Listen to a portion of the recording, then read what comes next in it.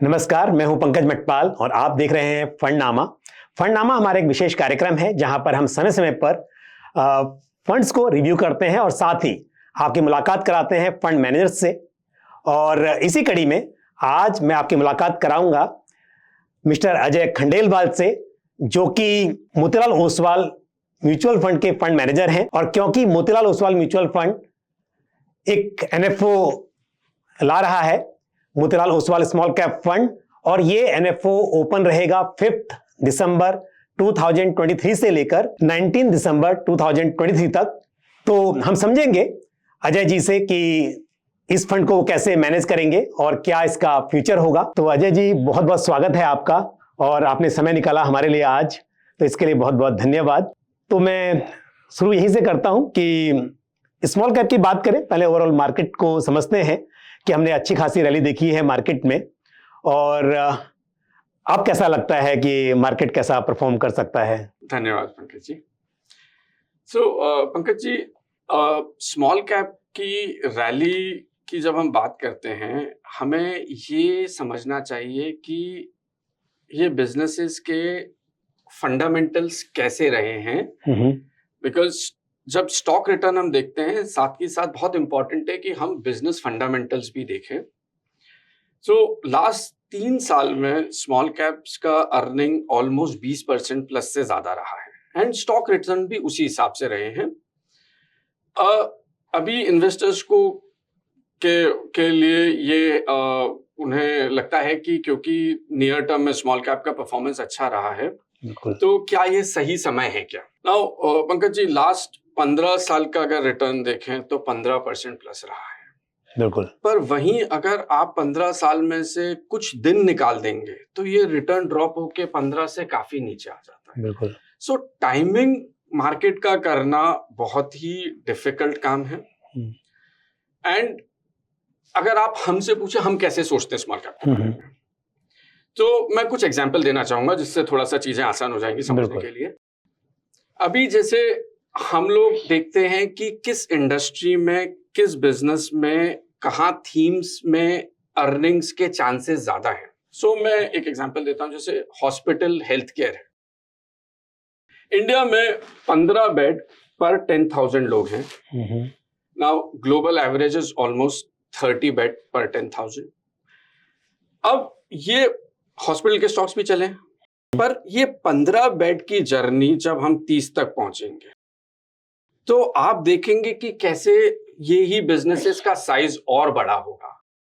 तो इसीलिए जब हम केवल रिटर्न देखते हैं, हम कहीं ना कहीं ये भूल जाते हैं कि हम वो बिजनेस जर्नी में कहाँ हैं। अभी क्या ये एकदम स्ट्रेट जर्नी होगा? नहीं, चैलेंजेस होंगे कुछ। कभी कभी देखिए, आपको हेल्थ केयर प्रोफेशनल्स की स्कैरसिटी होगी, कभी आपको वो कैपिटल का या कॉम्पिटिटिव इंटेंसिटी बढ़ेगा।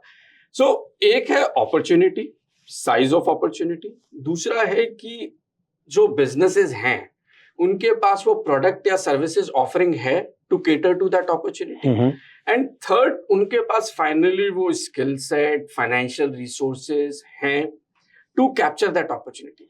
जब आप एक बार के लिए स्टॉक प्राइस मूवमेंट को भूल जाएंगे, आप देखेंगे कि हम एक बिजनेस साइकिल में आज जो पोटेंशियल है, उस जर्नी में हम कहाँ हैं, तब आपको समझ आएगा कि क्यों ये लॉन्ग टर्म वेल्थ क्रिएशन होता है। बिकॉज आज आप एक कंपाउंडिंग स्टोरी को, आज आपने सपोज करिए लगा कि स्मॉल कैप में रिटर्न बन गया है, आज आप उससे एग्जिट कर दोगे। बिल्कुल।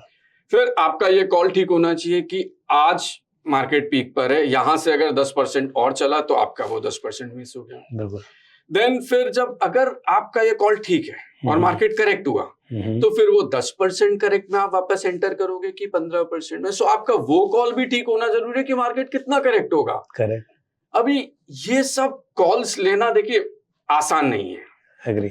ऐसे में जब आपको पता है कि बिजनेसेस में इतना पोटेंशियल है, इस जर्नी में हम कहाँ हैं, तो इसलिए बहुत इंपॉर्टेंट है कि psychologically investors should not get out of this investing journey just because stock return has been good in near term. ये तो एक स्टेबल बिजनेस का एग्जांपल हुआ। अभी मैं आपको एक ग्रोथ बिजनेस का एग्जांपल देता हूँ, साइज ऑफ अपॉर्चुनिटी का भी थोड़ा सा। हम लोग इलेक्ट्रॉनिक्स एक्सपोर्ट में लास्ट ईयर हमने ऑलमोस्ट 50% से ग्रोथ किया था एंड अराउंड 25 बिलियन का हमने एक्सपोर्ट किया। ओवरऑल एक्सपोर्ट 5-6% था, इस एक स्पेस ने 50% का एक्सपोर्ट किया। पर आप जब साइज ऑफ अपॉर्चुनिटी देखेंगे, चाइना 650 बिलियन का इलेक्ट्रॉनिक्स एक्सपोर्ट करता है। सो हम आज भी इतना छोटे हैं। अब ये जर्नी 1 साल 2 साल की नहीं है, ये जर्नी काफी लंबी है। इसके बीच में कुछ स्टॉक्स अच्छा करेंगे, कुछ का थोड़ा ऊपर नीचे होगा, बट हमें ये जर्नी अगर ट्रैवल करना है तो it is very important to stay invested. Okay, so इसीलिए टाइम इंपॉर्टेंट नहीं है, क्योंकि स्मॉल कैप की जरूरत है पोर्टफोलियो में। Correct.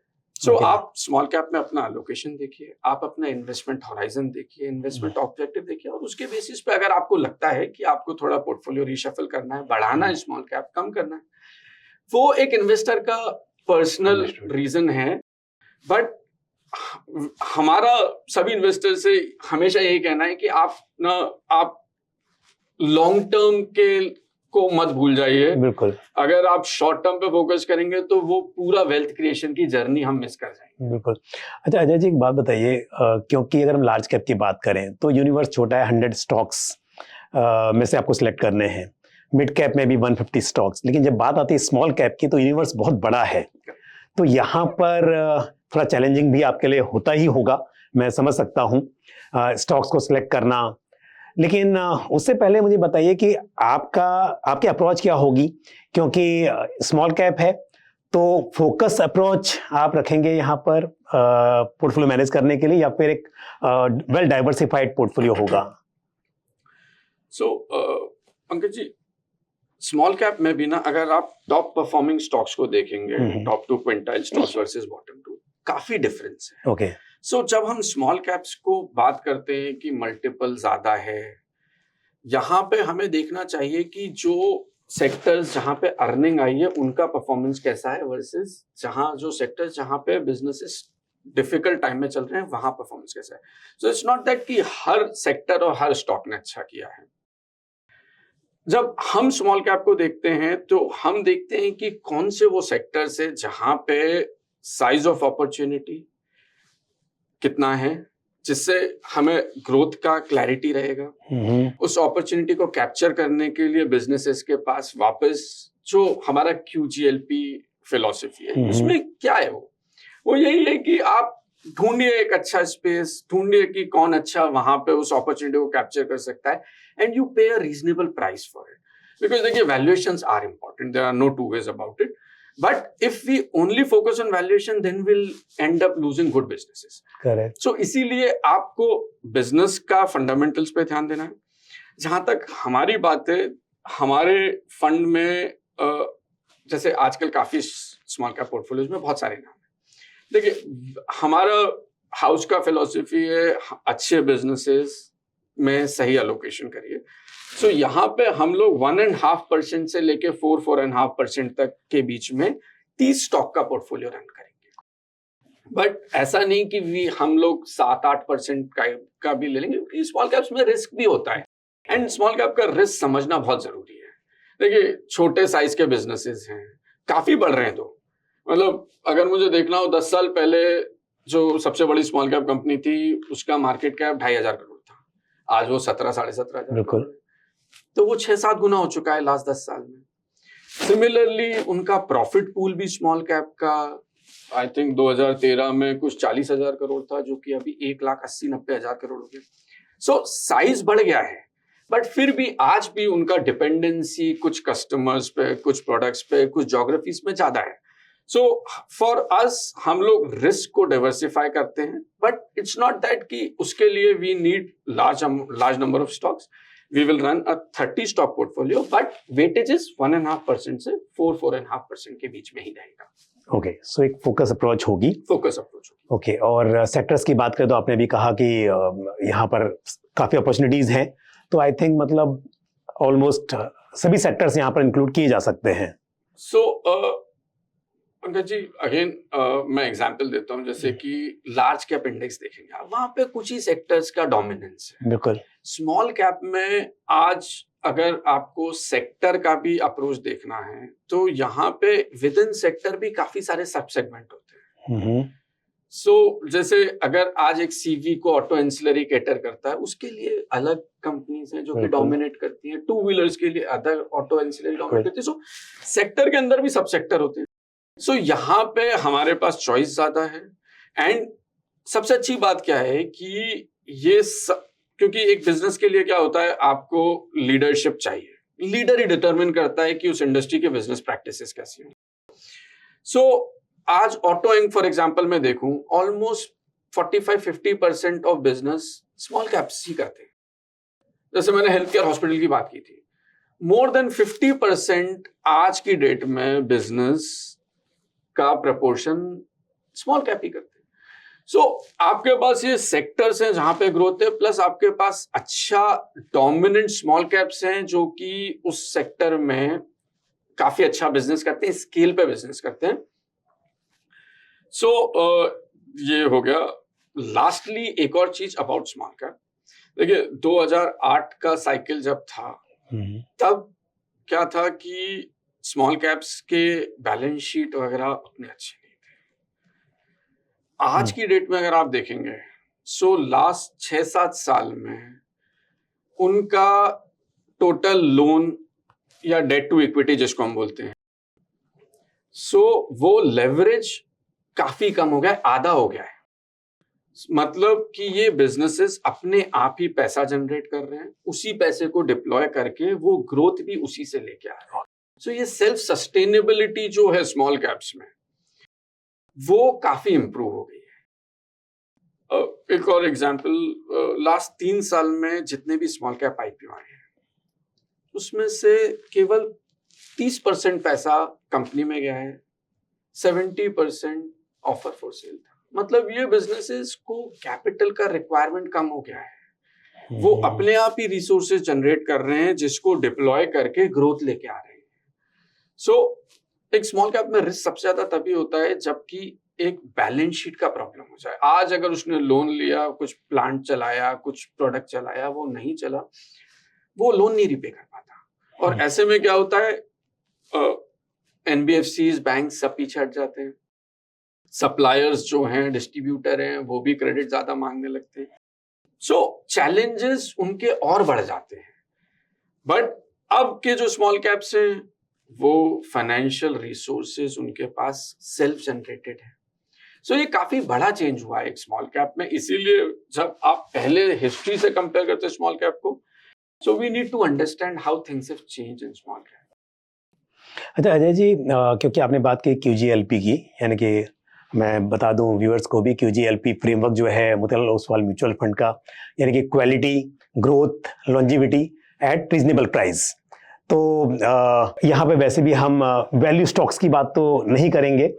As a house also you believe in growth, और दूसरी बात स्मॉल कैप में ग्रोथ ओरिएंटेड अप्रोच ही ज़्यादा काम करेगी, और मैं सही कह रहा हूँ तो?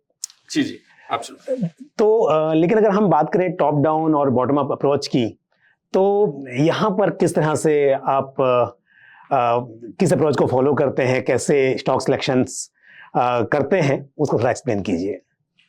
सो पंकज जी, हमारा हाउस, जो अच्छी बात है हाउस की, कि यहाँ पर एक कोलैबोरेटिव अप्रोच है। सभी सीनियर्स मिलकर देखते हैं कि मार्केट के इररिस्पेक्टिव ऑफ मार्केट कैप, कि वो लार्ज है, मिडिल, स्मॉल है, बट कहाँ पर ग्रोथ आ रही है। बिल्कुल। सो पहले हम आइडेंटिफाई करते हैं कि ग्रोथ कहाँ आ रही है, उसके कारण क्या है। सो जैसे मैंने थीम्स की बात की, अभी इन हाउस हम लोग जैसे 6-7 थीम्स पे काफी बुलिश है। सो मैक्रोस आपके थीम सिलेक्शन के लिए हेल्पफुल होंगे? करेक्ट। ओके। सो मैक्रोस के अलावा भी यहाँ पे दोनों ही चीजें इंपॉर्टेंट हैं। एक तो स्मॉल कैप के पर्सपेक्टिव से भी, अभी जैसे इंटरेस्ट रेट का सिनेरियो कैसा है, करंट, वैसे तो स्मॉल कैप्स का एक्सपोर्ट्स पे डिपेंडेंस कम है, ऑलमोस्ट 10-11% है, जबकि लार्ज कैप्स का काफी ज्यादा है। सो हम लोग मैक्रोस भी देखते हैं, but at the same time जैसे अभी सप्लाई चेन्स का पूरा चेंज हुआ था, चाइना +1। सो लास्ट 3-4 साल में क्या हुआ है इंडिया में, कि जब भी कोई प्रॉब्लम आया है, एक्चुअली वो अपॉर्चुनिटी हो गया इंडिया के लिए। अभी जब यूरोप का प्रॉब्लम स्टार्ट हुआ, और भी जैसे ग्लोबल जो प्रॉब्लम्स हो रहे हैं अभी, उसका हमारे बिजनेसेस को एक्चुअली फायदा हुआ है. So we look at it कि कहाँ पे क्या अपॉर्चुनिटी अराइज हो रहा है एंड उसको हम कैसे अच्छी कंपनीज के through at reasonable price capture कर सकते हैं. So at house level we are bullish on some 6-7 themes जो रिप्रेजेंटेशन आपको बाकी पोर्टफोलियोज में भी देंगे. स्मॉल कैप में नाम अलग होंगे कि अगर जैसे मैंने एग्जांपल दिया आपको कि फॉर जैसे फाइनेंशियल इंक्लूजन है. अभी इंडिया स्टैक आने के बाद हम जब न्यू टेक इंडिया स्टैक की बात करते हैं, फाइनेंशियल इंक्लूजन ने पूरा काफी इंडस्ट्रीज में गेम चेंज कर दिया. जो आज म्यूचुअल फंड के फ्लोज हैं, ऑनबोर्डिंग ऑफ कस्टमर है, क्यों हुआ ये? कहीं ना कहीं वो इंडिया स्टैक और टेक्नोलॉजी है. So we understand that. पर एक लार्ज कैप में उसके लिए अलग नाम होंगे, मिड कैप और स्मॉल कैप में अलग नाम होंगे जो कि उसी अपॉर्चुनिटी को केटर करते हैं, बट बिजनेसेस का स्केल नेचर अलग होगा. सो इसी तरह से जैसे मैन्युफैक्चरिंग की मैंने बात की, उसमें डिफेंस भी आता है, उसमें पीएलआई रिलेटेड आते हैं. सो ये जो चेंजेस हो रहे हैं उसके कारण कौन से बिजनेसेस इंडस्ट्रीज को फायदा होना है एंड वो अकॉर्डिंगली आपको पोर्टफोलियो में दिखेंगे. So that is how we'll approach it. Okay. So themes जो है वो एक तरह से ओवरऑल फंड हाउस की जो फिलॉसफी है उस पर डिपेंड करता है और स्टॉक सिलेक्शन जो है वो काफ़ी हद तक आपका होगा. और अप्रोच आपने बोला कि डेफिनेटली स्टॉक सिलेक्शन पर तो ध्यान देना ही है. तो वेल डाइवर्सिफाइड अप्रोच है और आपका एक्सपीरियंस स्मॉल कैप को मैनेज करने का वो भी काफ़ी अच्छा रहा है, सक्सेसफुल रहा है. तो मुझे उम्मीद है इससे Motilal Oswal small cap fund को फायदा मिलेगा. ये एनएफओ मुझे पूरी उम्मीद है कि बहुत सक्सेसफुल होगा और इन्वेस्टर्स की वेल्थ क्रिएट करने में मदद करेगा. अजय जी, एक चीज़ और बताइए मुझे कि स्पेशली क्योंकि स्मॉल कैप फंड है और हमेशा स्मॉल कैप में लार्ज कैप के मुकाबले वॉलेटिलिटी ज़्यादा देखी जा सकती है, रिस्क थोड़ा ज़्यादा रहेगा. तो रिस्क को मैनेज करने के लिए और क्या क्या करते हैं आप? सो आपने बहुत इंपॉर्टेंट बात बोला कि स्मॉल कैप्स में एक होता है आप अपॉर्चुनिटी आइडेंटिफाई करिए, दूसरा उसको प्रॉपर ट्रैक करिए.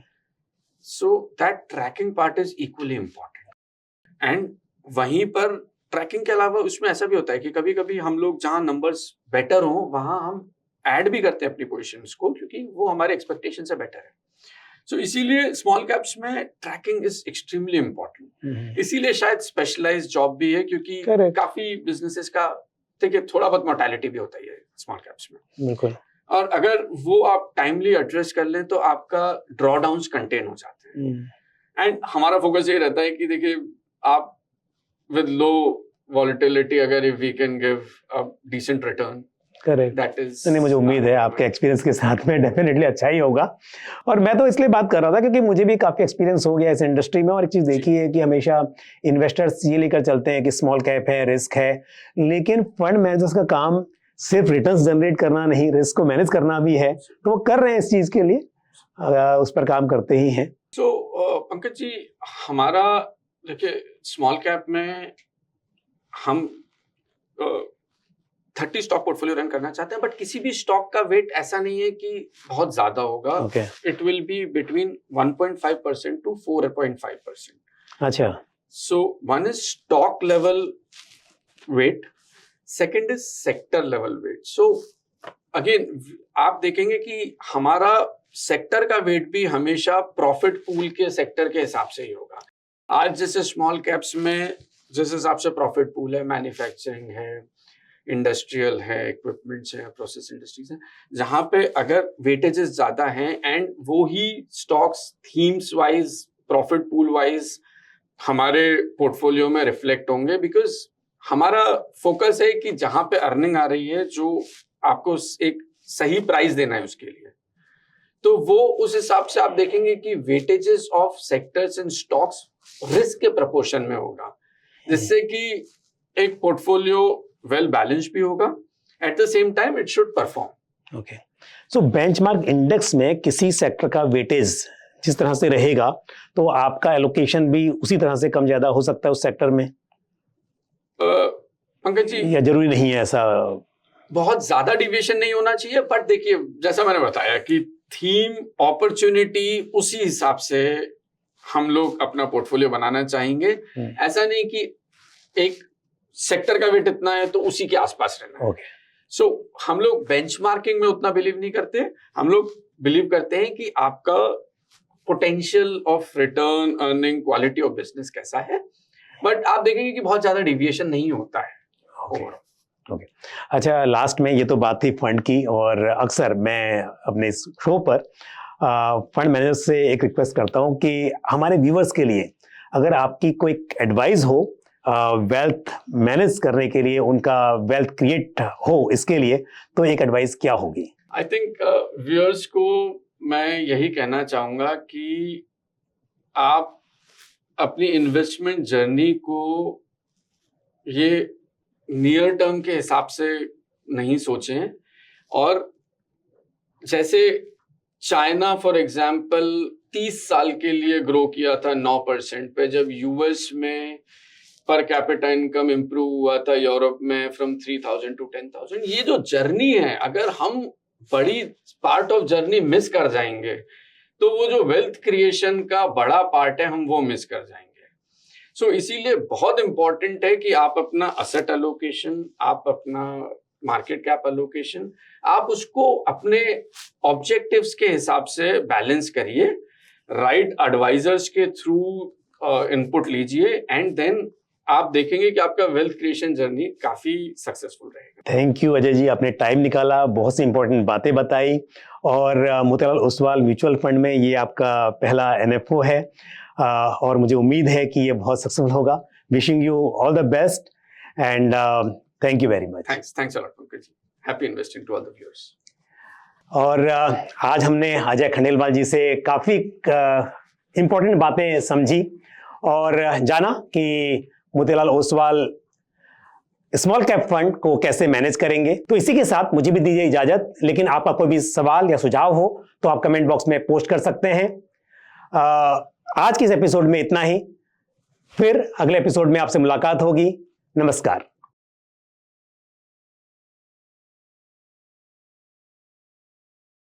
म्यूचुअल फंड निवेश बाजार जोखिमों के अधीन है। योजना से संबंधित सभी दस्तावेजों को ध्यान से पढ़ें।